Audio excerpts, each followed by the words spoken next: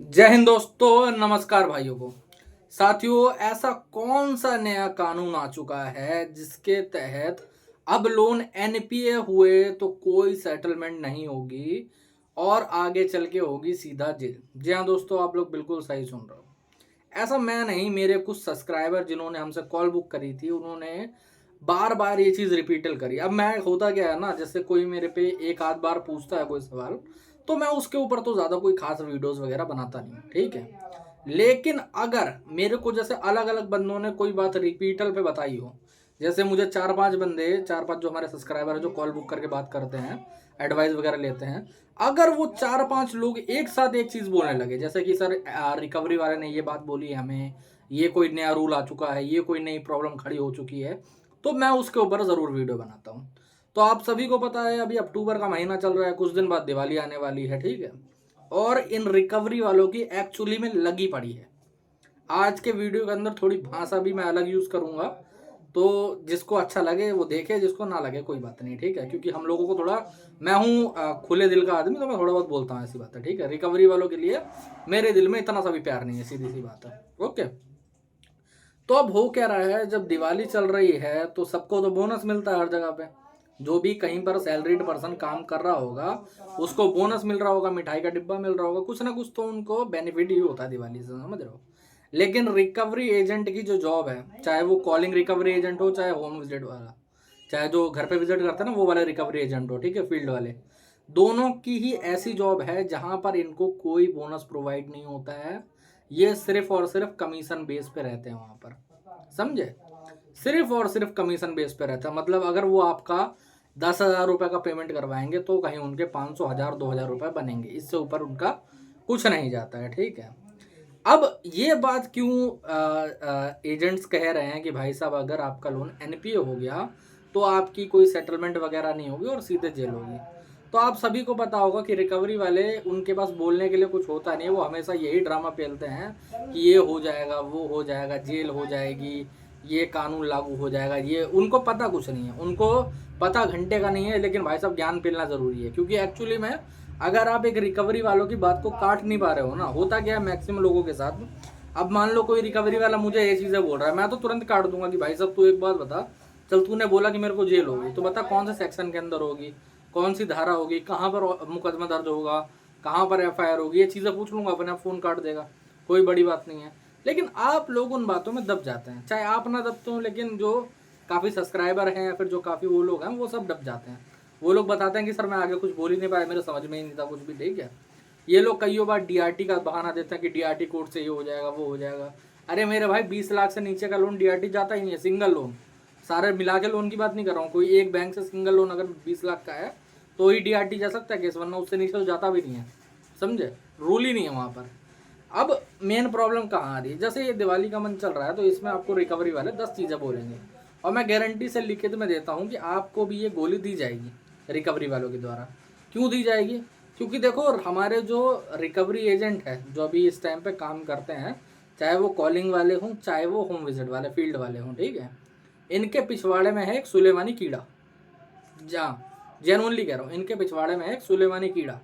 अगर इनको पेमेंट ही लेनी हो तो ये थोड़ी बहुत बातचीत करके भी ले सकते हैं, लेकिन इनका जब तक टारगेट पूरा नहीं होता तब तक ये 10 बातें करेंगे। आपको दिन में 10 बार एक चीज़ से डराएंगे, आपके लिए ये बोलेंगे, वो बोलेंगे, ये चीज़ करेंगे, वो चीज़ करेंगे, तो इस चक्कर में वो रहता है। अब अगर आपका लोन एनपीए होता है तो भी इनको लॉस ही है एक्चुअली में, समझे कैसे। अब आप लोग बोलोगे कि सर एनपीए होने में इनका लॉस कैसे है, ये तो बैंक का लॉस मान भी सकते हैं कि आगे चल के बैंक को सेटलमेंट वगैरह करनी पड़ेगी, इनका लॉस क्या है।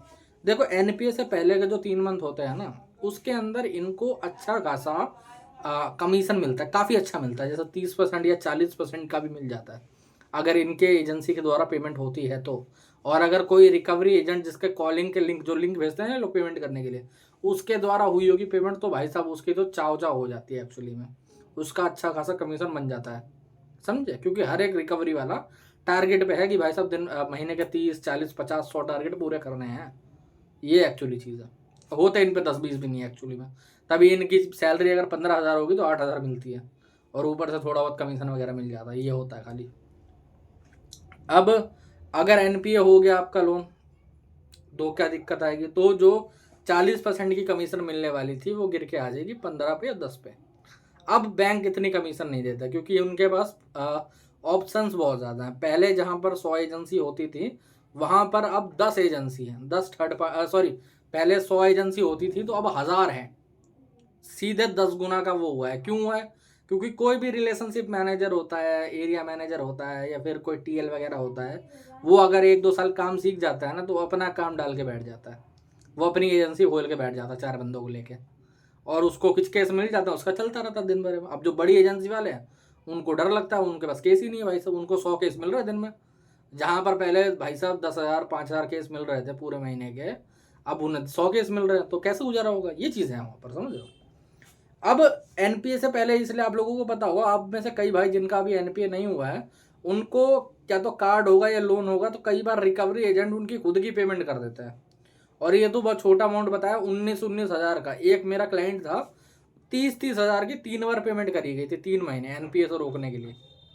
आप चाहते तो एजेंसी वाले एनपीए कर सकते थे, नहीं, उनको ज़्यादा मुनाफा इससे है कि वो अपना पैसा वहाँ पर फूंक देंगे टारगेट के लिए, और बैंक से कॉन्ट्रैक्ट में उनको ज़्यादा पैसा मिल जाएगा। इस चक्कर में वो लोग ये करते हैं। लेकिन ऐसे में आपको घबराने की ज़रूरत नहीं है, आपका एनपीए होगा और आगे चल के सेटलमेंट भी होगी। ये इनकी बातों में आने की कोई ज़रूरत नहीं है। अगर कोई रिकवरी वाला पेमेंट आपके कार्ड में या फिर आपके लोन में कर देता है, तो पहले तो एक चीज़ सोच लो, सिंपल बात है कि उसको 1 रुपये चोरनी देने की ज़रूरत नहीं है, ठीक है।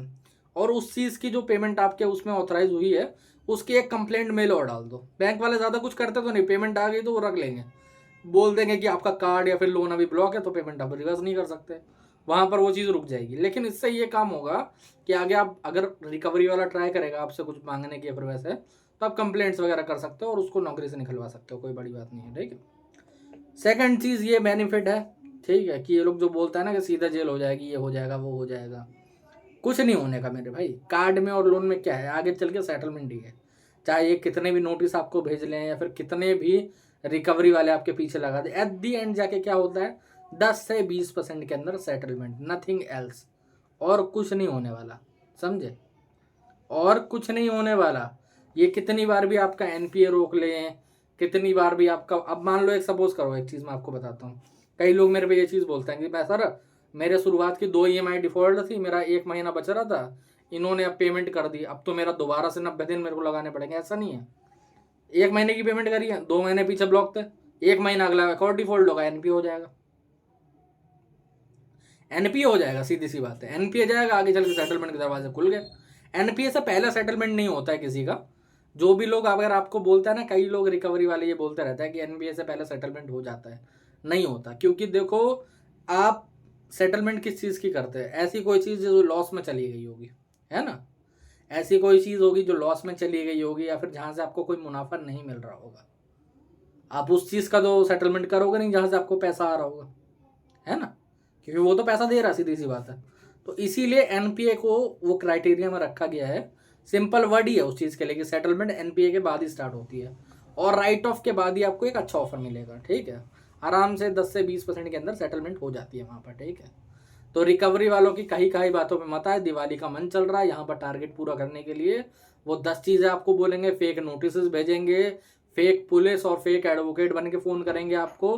मैं आपको पहले ही बता देना चाहता हूँ, जितने भी नोटिस आए सब वेरीफाई करवाओ पहले कि वो रियल है कि नहीं है, सही जगह से आए हैं कि नहीं आए हैं, तब उसका जवाब दो, वरना देने की ज़रूरत नहीं है। कोई भी पुलिस वाला, कोई भी एडवोकेट आपको कभी फ़ोन नहीं करेगा लोन के मैटर में, ठीक है, कभी भी नहीं करेगा। अगर वो कर रहा है तो वो 100% 10वीं फेल रिकवरी एजेंट है और कोई नहीं, ठीक है। तो दोस्तों, आज के वीडियो में इतना ही। अगर वीडियो अच्छा लगा हो तो चैनल को सब्सक्राइब कर लेना, ऐसा ही वीडियो मैं लाता रहता हूँ। और अगर कोई और दिक्कत परेशानी है आपको, ऊपर मेरा नंबर आ रहा है, मुझे व्हाट्सएप पर मैसेज कर सकते हैं, ठीक है। जय हिंद।